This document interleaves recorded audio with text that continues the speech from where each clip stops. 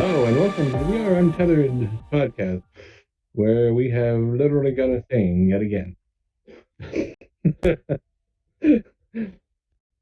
Okay, that's it. Get him excited, stoked. Today,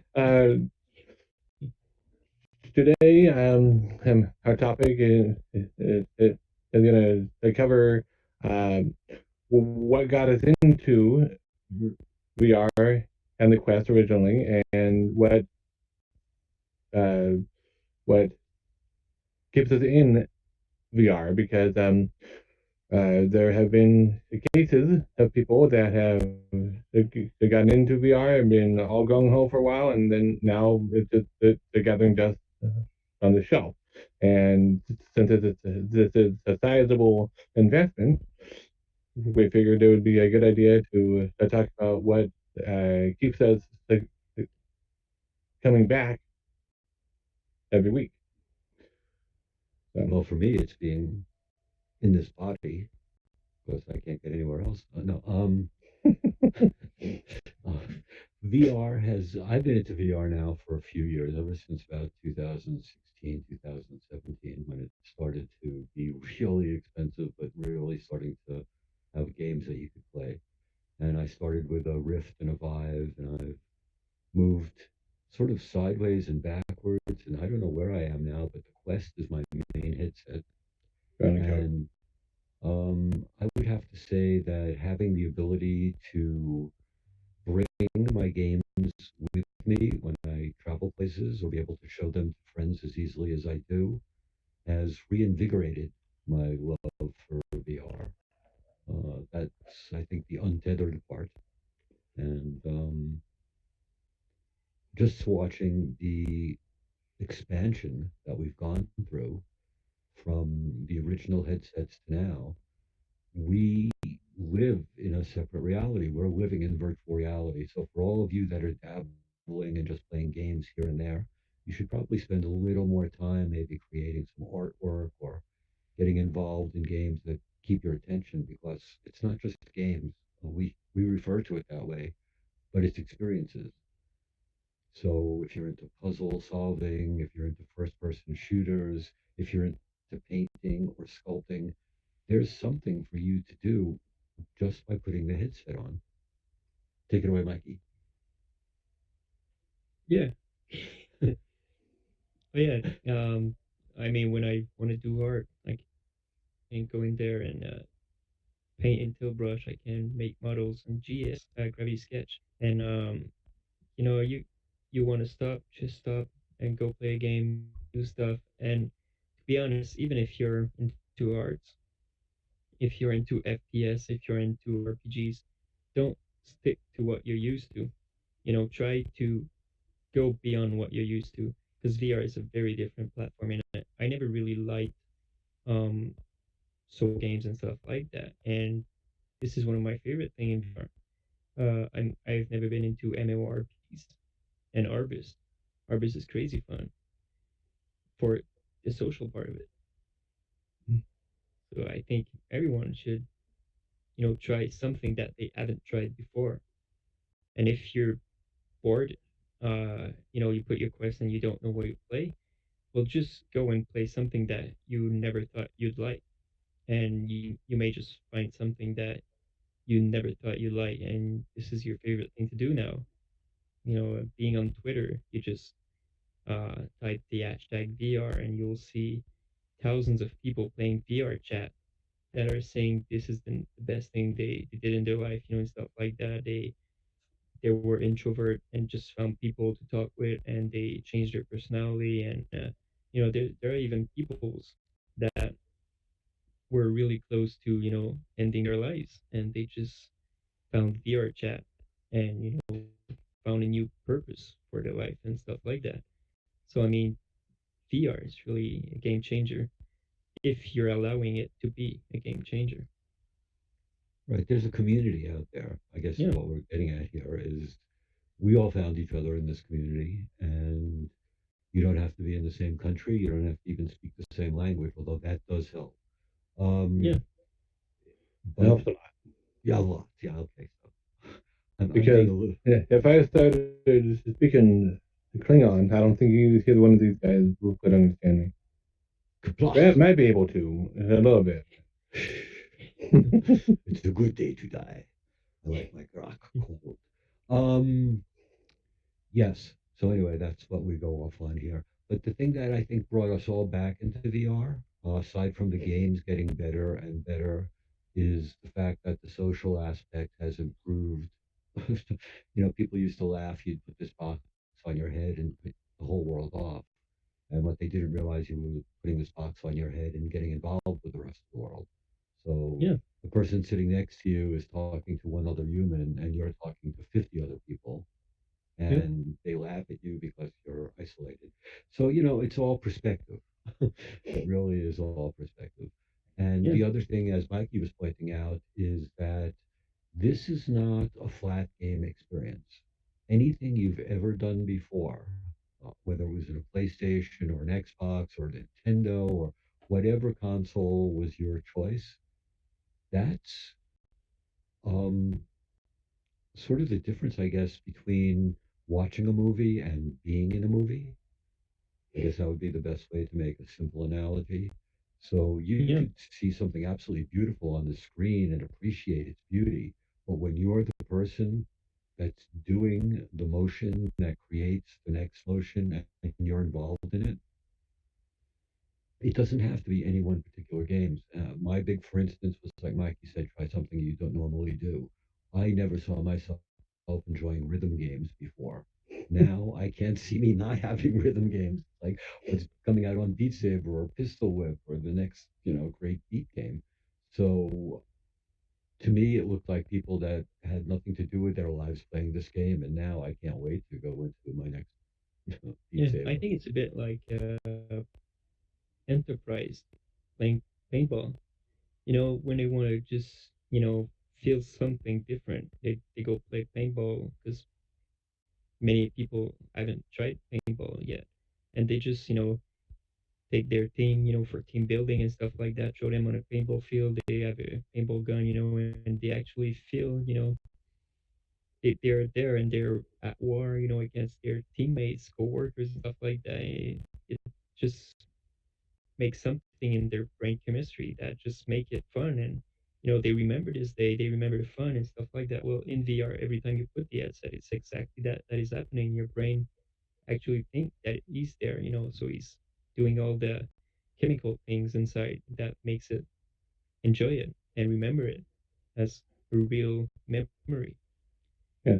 At first, I thought you were gonna start talking about the paintball on the Starship Enterprise. I was like, what episode was that? I don't recall that. Oh, yes, that's when the Q teamed up against the Klingons, and but the even Maybe they better should thing have about had paintball on there and and the maybe they'll have holodeck. it. Maybe they'll have it in Picard. New trailers are coming Maybe. out. But we have played paintball in all. No, not all space. Rec Room has Yeah. a Yep. paintball, which is Yep. really cool considering that you don't even have to get together with your friends. Your friends, once again, could be all over the world, and you could play paintball in the same room with each other. Yes. So And unlike real paintball, you don't actually get paint in your mouth because that stuff Yeah, tastes horrible. it doesn't hurt right? as know, long Yeah. as it's you just black respect and the blue. It guardian. doesn't sting. Yeah, You as don't long have as to you wash respect your the clothes guardian, you'll be good. And it's good because the developers seem to be getting better as the technology becomes less of a fad and more of a it's here. And where you're doing battles, say in a game like Gargantua or a sword wielding game, and they make you swing. Like if you swing like a little bit, you're only going to get a few points. Yep. If you really Yeah. put your body motion into it, you're Yeah. going to get a whole lot more points, which is the immersion value because it's just like real life. The monster is attacking you, and you say, "Go away, go away." It's probably not. But Yeah. if you take out your big sword and whack it, Yep. I'm better off. I was gonna say I was watching someone do the videos the other day, and she's there just from her her elbow going, you know, and um, in real life, as Michael and I can attest, both having done martial arts of some sort, if you use just from your elbow, you're not going to have any force, any strength behind it. You've got to use the whole range of motion, go from your shoulder, twist your hips, and all that to translate into uh, VR. The Gargantua doesn't do quite the same force calculation as Thrill of the Fight does. That one, I think, has the most realistic the translation of real body mechanics into VR. So if you know all the body mechanics of starting from your hip and then going to your shoulder and then out with your arm, you're going to get the most force and most strength in your punch. If you just do a straight punch from your shoulder, it's going to be like half strength. And Gargantua doesn't translate that much one to one, but still, if you're just going from your elbow, it's going to be a lot harder to get the full strength swing. Yeah. Right. Well, yeah, I was talking more because at Gargantua, you're using a weapon. It's not just your fists. Right. So, it's basically it's physics. What we're Yeah. saying is that physics is involved when Yeah. you're in the virtual reality world.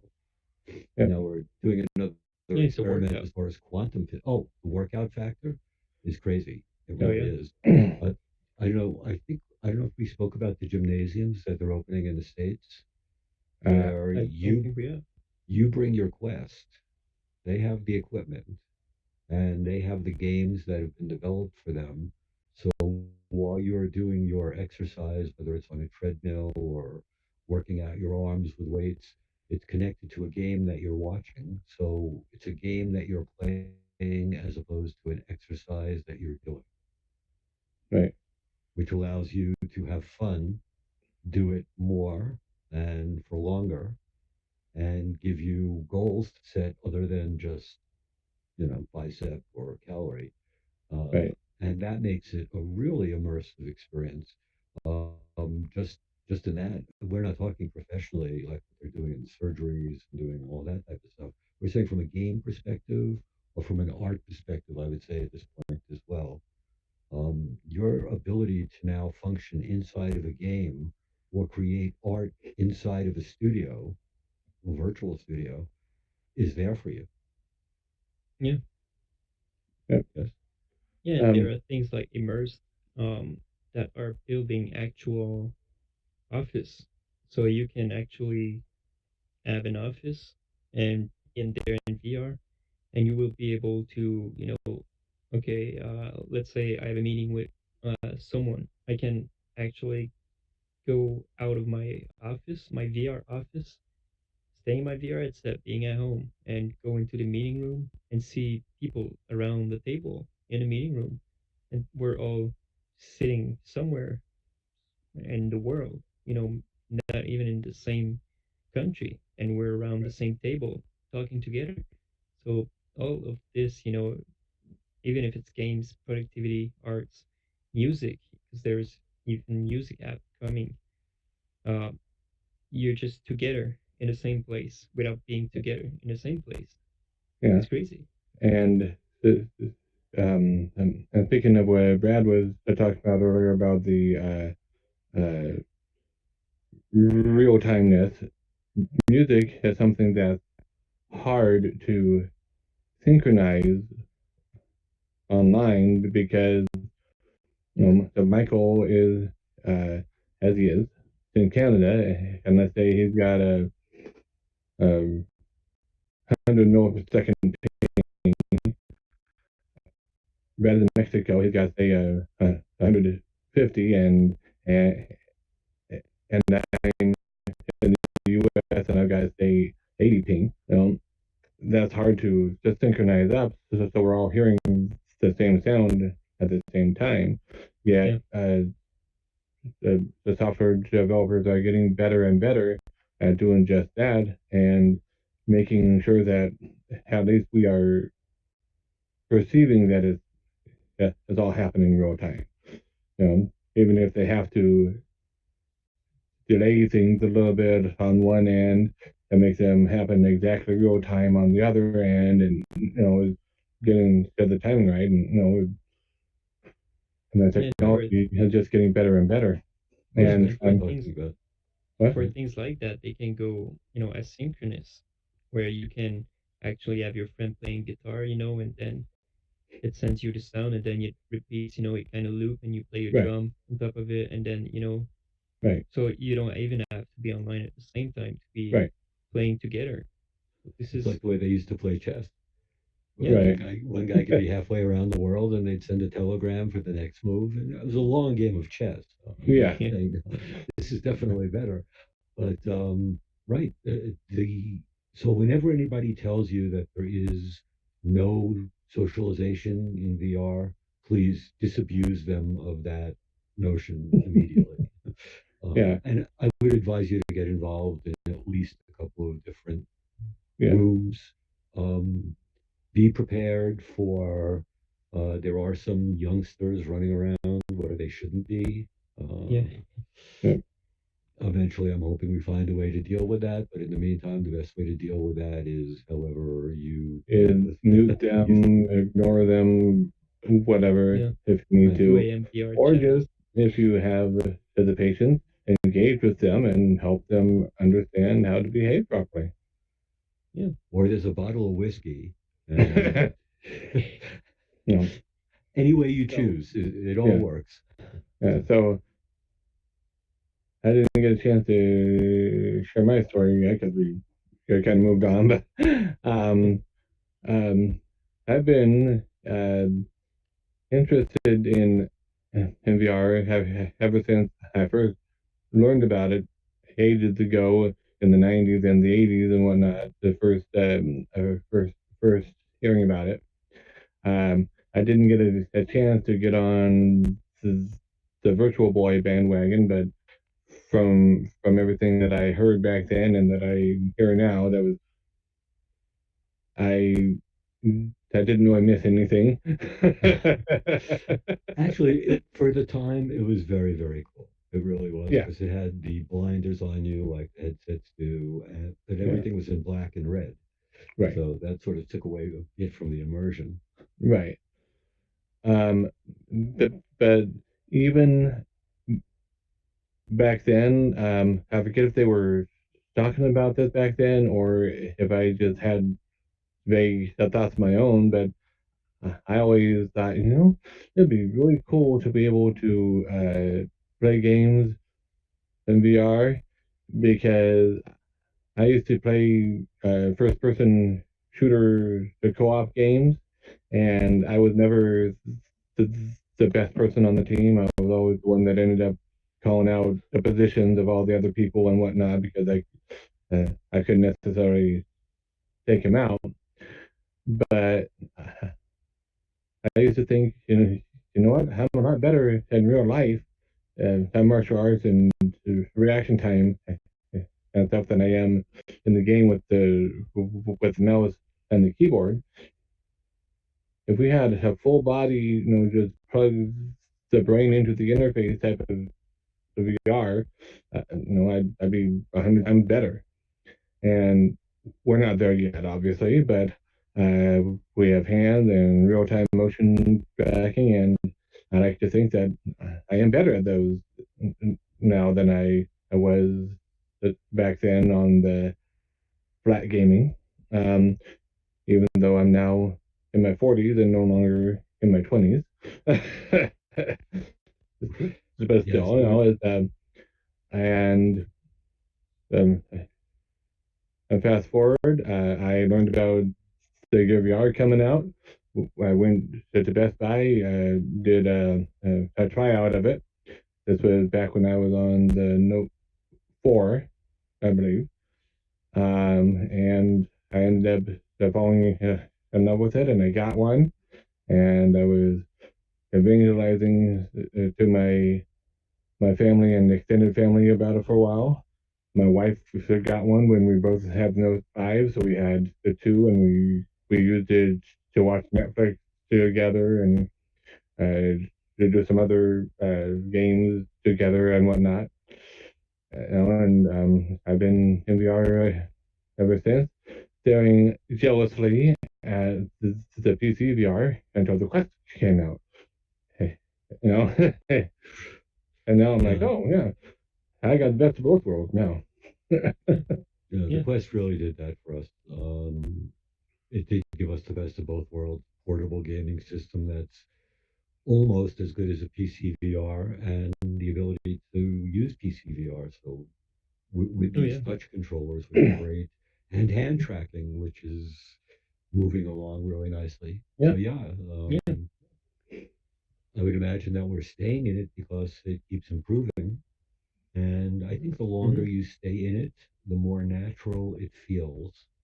Yeah. And the less natural it feels to not be in it. Like I just went on a vacation and not having my VR for a few days was a difficult thing to do. It really was.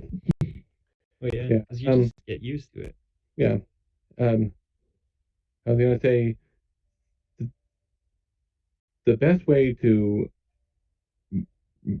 maintain interest and to be in it every day is to find at least one app, one game, one experience, one social VR app, because like you guys already said, there's a lot of the social VR apps out there that are just social VR apps and are not primarily games. Alt Space, Rec Room, VR Chat, those are perfectly viable options, even if we don't have Horizons yet. But go out and find something that keeps drawing you back in, and to go with that. Periodically try out new things on side quests if you don't have the money to buy a new app every week or whatever, because I know I don't. Right. But there are plenty of good titles on side quests that are getting updated on a regular basis and improved. And the official Oculus store is not the only option. I would highly recommend investing in virtual desktop, because if you have or you have access to a gaming PC, you can use virtual desktop in a little bit of a convoluted manner. You have to buy it in the regular store and then sideload it. But you can use it to access PC VR. So Steam VR, Oculus Rift, those can be accessed through the virtual desktop. And if you don't have a gaming PC and you're willing to pay $13, $24, $25 a month, whatever, you can do Shadow, and that works really well. And to give access to gaming to PC. And as someone who owns a couple of gaming PCs, I can tell you that Shadow seems like a very worthwhile investment, because trying to keep up with the technical changes in the PCs That's crazy. and having the space available to you, like I know Mikey's playing Wrath of Asgard, which is 120 gig download, which is going to take up most of your SSD on most of your guys' drives. And good luck being able to play that and have anything else on your computer. So the Shadow does sound like a really good idea. Yeah, it is. Because I was actually considering building a computer, and I was just, putting all together the items I wanted in. And it was not as strong as the Shadow PC, and it was, it would have taken like 5 years for me of a Shadow subscription to pay that PC. So it's crazy, I can't pay that subscription for 5 years before I am better by making one myself. Right. It's ridiculous. And since all and then will every change over that. 2-3 years, you would need to upgrade at least one component. So it costs more as you go on. And usually it's the GPU, which is the most expensive part of your PC. Yep. Although, did you see what what Nvidia did with their RTX 2060 this week? I said the improvement for VR games is No. Well, it's down kind of to rendering. the GPU is down to $279 this week Oh, That's not bad. because they're hmm. going into a war with Radeon, the Right. AMD processor. Mm. And if you can lay your hands on an RTX 2060 and you're building if you want to build a PC VR, I would say that that is about as inexpensive as you're going to go for a really very decent GPU. Yeah, Right. Okay, sorry. Now, I think other people have recommended waiting because things are going to get exponentially better in the next generation of cards. But it's really up to you. You yeah. know? And if you're waiting, you just be waiting Yeah. your entire life because there's Right. always something better coming. Exactly. There's always Always. going to be bigger, better, faster coming out. Yeah, So it's what do you need? What do you want? What can you live with? It's a balance of all of these things. Yeah. But I assume if you're watching this show, you either already have some VR headset or some experience with VR, and you're yeah, pursuing your interest. So if you already have your headset, you know what you're looking for, and we would be more than happy to point you in directions for games and for interactions. Um, and That way. as far as You go that way. as far as what's they went that away. Um, as far as actually playing each and every game, I think after this we're going to have a discussion on Shadow. We'll probably have to bring that up in another podcast for Yeah. people that want to take their experience a little bit further for a pretty reasonable rate. And there's also Viveport, which we never got around to discussing for people getting into Yep. using their Quests as PC VR, which Yep. allows you access to a very large library for Yep. about the same price as your Shadow subscription per month. Yeah. yeah. I currently am on the last month of a 2 month free trial subscription that I got. And um, it, you do get access to a huge library, uh, um, excellent and not so excellent and horrible and everything in Everything between. in between, right? But it is a huge library, huge, Yes. really huge for the price. If you want to try a game out, a lot of times we do buy games that we only play for a few hours and never get to finish, and it's a good way to Right. introduce yourself to games for a pretty reasonable price, sort Yeah. of Netflix type pricing to play Yeah. VR. It's a monthly subscription, which isn't too unreasonable, and um, you. I think you are limited to only a certain number of the downloaded the titles, but you can swap them out anytime you want. To download a new title and to try It, it de- out and it go, depends. oh, I really love this one. I want to keep it in my permanent Right. library or whatever.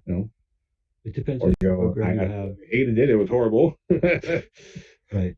The tough part is actually getting them off of your drive. One of the reasons I like the idea of Shadow. They don't make it easy to remove a game once you've downloaded it on Infinity, the Vive port. But and I would suggest if you're going to try it for a month or two, try their Infinity membership, which allows you access to every game you can try Yeah. for a couple of bucks more a month. It's Yeah. very much worth it. Anything else you'd like to add, Mikey? Maybe web VR. I think this is an underrated market right now, and this Oh, is free, and we're you in web just VR right now. yeah, we are in West. But this morning you woke up, and I just found out a new dinosaur experience, and you're just in that kind of elevator and seeing dinosaurs in a really great, kind of cartoony look. And he was just with the dinosaurs, and he was enjoying this moment. And it's free. It was just a web browser link that you enter in your VR and click go. And then you went to Spider-Man, just went swinging around the city. That was also free. Just enter the website and there you go. No download, no nothing but Yep. in your browser, and Yep. your museum. There's so many Great. things you can do in there, and it's free to access. And I Yeah. think that would be amazing if they start charging for tickets to get, museum tour and stuff like that in WebVR. So no matter your headset, you can have an Oculus go and use WebVR. You can have Yep. a Daydream if it still exists and Like go in cardboard. WebVR. And yeah, Cardboard. Yeah. Is even. No. yeah. Yeah. So even just your It's phone, you device can hold your agnostic. phone. Pretty much any headset will work, and can even go in on flat screen if you don't have a VR headset right next to you, but you still want to try it out. Not every experience is going to work as well if you do it that way, because if it like a rhythm game where you're just supposed to use right and left hand, probably not going to work well No. in a flat screen. But But for Yeah. museums or a slow-moving game, I right, saw Space Invaders actually, a version of 3D Space Invaders on WebVR. Where not Oh, I only need were to they try coming that one. down, they were also coming at you. So that was kind of cool. right, And you could Yeah. shoot them when they got behind you too. So go try that with your Space Invaders from the Yeah. original I'm gonna game. try that for sure. Yeah, it was cool. It was really cool. Because I And I think, think yep. uh, Oh yeah. There's Beat Saber, which is a huge hit in VR right now, and it's kind of expensive if get your headset or you just got it for Christmas and you're a child, so you don't have a job or something like that, and you want to experience beat games. Uh, Moonrider is free on the web VR, and there's 100,000 songs in there. yeah, and You pick your song and play it. yeah, and it's similar, I think, to synth riders, doesn't it? In the way that it's played. Uh, I haven't played the Synth Rider yet. That's one where you have the your hands are balls, and I made Well, a you can video actually about it, and you have the colored orbs coming at you, and periodically there's a rail where you have to follow the path of the rail with the ball.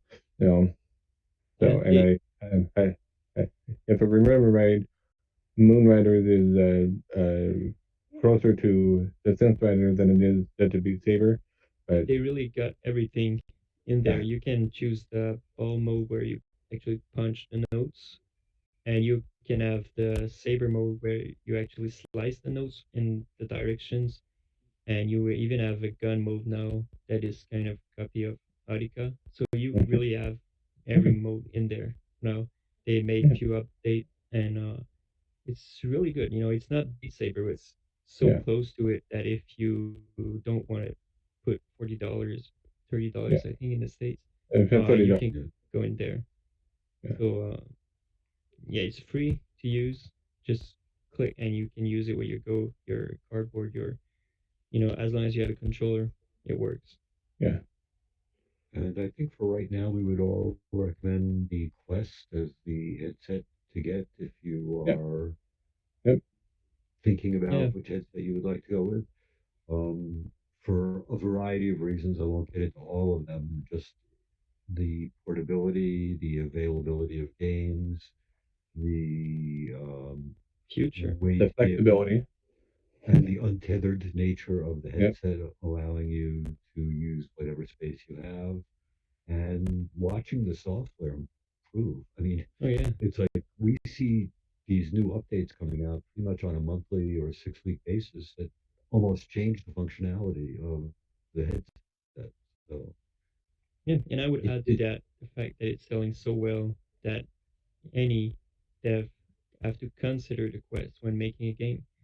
They yeah, can't just not think about the Quest. So if you're buying a PSVR, it's a big market, but some devs won't go in there because it's PlayStation, in order to get in the store and stuff like that. While if they're building a game, they will really think about the Quest because that's the exploding market right now. That's where where everyone is going. Even PSVR players are buying Quest headsets. So I I mean, know. Yep. as soon as they think VR, they think Quest. So this is a good purchase right now, the Quest. Yeah. Yeah, I couldn't think of a better one for the beginning of 2020. This is pretty much where you want to be. Yep. Yeah. And this is where you're going to want to stay, probably, because Yeah, there's going to be a Quest 2 at some point, which is going to be even more betterer. More yeah, better, Yeah. right? In the not so distant future. yeah. But uh, you can get the Quest one yeah. without Don't worry you about know it. Yeah, taking I a don't Quest. Yeah, expect really to hear official news about the Quest 2 until next year, really. yeah, There might be if they decide to go the way Apple likes to go and unveil the in-between product line of the S, you know, Apple Ooh, 11S, we yeah. might hear something about that to this year. If they are doing that, I have no clue if they are or not. I But don't think it's still in I flight. would say So if you have a Quest now, so don't worry about that. To save up until the Quest 2. You know, right. if you're on the fence about Quest or Quest S, if it happens, well, until we know that it's happening, the Quest is the only option. So yeah, Yeah, just to go ahead and get it now, and you won't regret it. yeah. And there's Facebook Horizon coming. So I Yeah, think this will be really fun. From what I've seen, it's a bit like Rec Crew mixed with Little Big Planets and yeah, mixed with the usual Oculus Home and Oculus Room yeah, that we had. So it's social where you can get, real private personal with your friends or expand to join everybody. You can launch game from what I heard from there and you yeah. can build game and play them. So Yep. this is fun. The only thing I don't like about Horizon the coming is they shut down Oculus Rooms and Oculus Home on the Rift so far in advance, and as far as I know, is that they are not bringing Horizon or anything like it to the Go or Yeah. the Gear VR. This is why I think there won't be a go to because Yeah, if they wanted to yeah, go to, they would continue to support it. yeah. Yeah. And so right. I'm not sure if there's gonna be some sort of hack that comes out that say, well, if you go to this web VR app, it'll let you in kind of a limited way, or who knows, that someone may come up with something like Yeah. that, but I really don't know. Yeah. But I think, from all we know, it's intended for the Quest and the Rift, and that's one thing I kind of don't like is because there's a lot of the Oculus Go users out there still yeah. that want to take part in this, and that they used to use rooms all the time to go play Monopoly Deal or Boggle or whatever with their friends, and now they got nothing. So Right. Yeah. But that's we have to one temper that. If they're new to the system, then they're not really familiar with rooms these days. right, true, So, and you are getting into VR in a limited sense at a very low price point. I yeah. mean, we're talking I hundreds. mean, it's still a great headset. It's just as Michael said, I think probably the Oculus the Go is not going to have an Oculus Go 2. It doesn't seem to make sense for them to be Yeah, building Mm. more 3 unless it's only a media viewer, which right. is something else. Like Yeah. the new Panasonic headset appears to be. Exactly. Exactly. So, Yeah. we'll see what shakes out. Basically, it's going to be whatever makes anybody happy and profitable. Yeah, Yeah. But to watch a video, you don't need a powerful headset. So, I mean, it would probably be the go one. Right. So just the fact But that we're playing PC VR games on a 3-year-old Android chipset is yeah, yeah. Well, So I think for is media, even for media, I mean, you just need the Quest right now. yeah. So Well, yeah, especially if you get a VR cover or an ANVR cover to i- increase the comfort level, comfort. Yeah, because be, before I got the AMVR cover, and I was just on the